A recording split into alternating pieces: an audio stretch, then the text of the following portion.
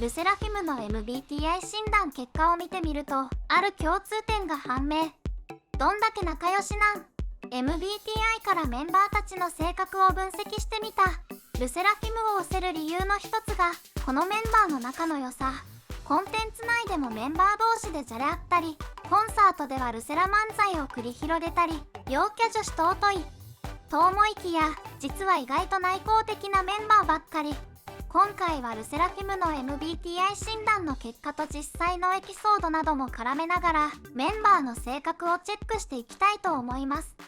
まず MBTI 診断とは、世界45カ国以上で活用されているユングのタイプ論をもとに、国際規格に基づいて性格を16パターンに分類する性格診断です。特に韓国で大流行しており、K-POP アイドルや芸能人の MBTI が公開されています。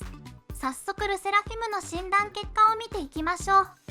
桜の MBTI 診断結果は INTP です。INTP の特徴は、知的好奇心の旺盛で論理的な思考が得意な点。性格は内向的であり、一人または親しい友人などと少人数で過ごすことを好みます。MBTI の1文字目は I の内向型と E の外向型の2種類があり、桜は I 型なので内向的だということがわかります。韓国で K-POP アイドルとしてデビューする前から日本でもアイドル活動をしていて、人前に立つことが多かった桜が内向的なのは少し意外ですね。また3文字目が T の思考型は誰かに問題が起こった時に、共感よりも解決を優先する傾向があり、そのことがわかるエピソードとして、桜は友人に、風邪をひいたと言われた時、辛いね、大丈夫と聞かずに、風邪薬は飲んだと聞くと話しています。また INTP はオタク気質な一面があると言われており、何かにハマるとその世界に没頭する傾向があります。桜はゲーマーとしても知られており、オンラインゲームの LOL は自分でゲーム実況するほどの大ファンです。ルニバースのエピソード8でメンバーたちと LOL の競技場を訪れた桜は、うわーすごいと大興奮。ユンジンからは、オンニがこんなに声が大きいなんて初めて知ったとまで言われるほど、マウスの設定から自分流に設定し直す桜、プロすぎた。自分の好きなことになると普段とは別人のようにテンションが上がってしまう桜、紛れもなく INTP ですね。チェウォンの診断結果は ISTP です。ISTP は感情に流されることなくいつも落ち着いており、内向的な性格で合理的な考え方が得意。また ISTP は男性の割合が多く、ISTP の女性はとても珍しいと言われています。そんなチェウォンが ISTP っぷりを発揮したのが YouTube 番組準備したものは特にないけどにテラッパーのイヨンジと共演した際の出来事です。ヨンジはチェウォンの性格について、高級ヨットに乗っている時に私が海で溺れてもがきながら助けを求めても、それは残念と言いながら助けてくれなさそう。チェウォンがヨンジだったら助けてあげるよと反論するも、本当私以外だったらと爆笑される始末。その後ヨンジが立ち上がった際に床に水をこぼしてしまうハプニングが、慌てるヨンジに対してヨンジーと叫ぶチェウォン。ヨンジを助けてあげるチャンスが到来しましたが、チェウォンが手を差し伸べたのはなんとヨンジではなく隣に置いてあったカバン。チェウォンの鮮やかすぎるフラグ回収にスタッフたちも大爆笑。当の本人はなんでみんなが笑っているのかわからず動揺していました。チェウォンの合理的で感情に流されない ISTP らしい一面が伺えるエピソードですね。ユンジンの診断結果は INFJ です。INFJ は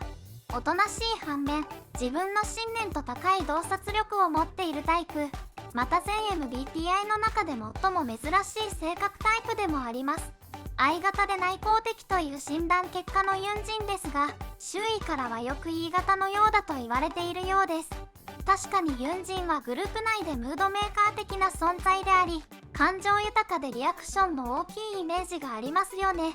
しかしユンジンは昨年1月に公開された Vlog にて自分の内向的な性格について語っています。動画内でユンジンは、自分の中の世界があり、見た目には明るくて活発に見えるけど、目に見えないものからインスピレーションや力をもらっていると相方らしい性格について話しました。内向的なところは感じさせずにアイドルらしい明るい姿を見せてくれるユンジン。けなげすぎる。あの笑顔の裏に内向的な性格が隠れていると思うと余計に寄せます。ちなみにユンジンはハイブレーベルの妹ちゃんニュージーンズと共演した時は、練習生時代を共にしたハニを見つけると駆け寄ってわちゃわちゃと絡みに行っていました。その様子が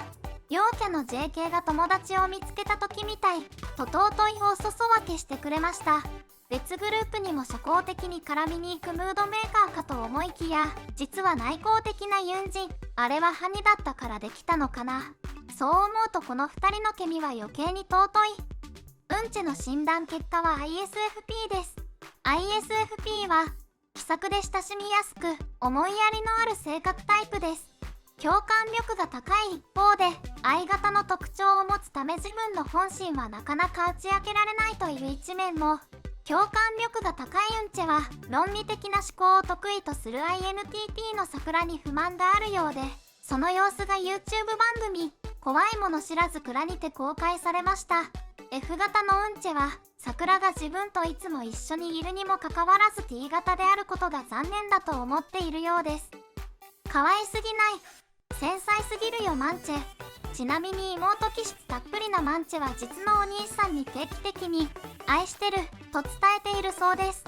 世界中のお兄ちゃんを嫉妬させるマンチェエピソードについて詳しくはこちらでご堪能ください。桜とうんちの話に戻りますが、2人は喉が痛いと言われた時の返答について、桜は迷うことなく喉飴舐めれば信じられないという表情のうんちを横目に、桜は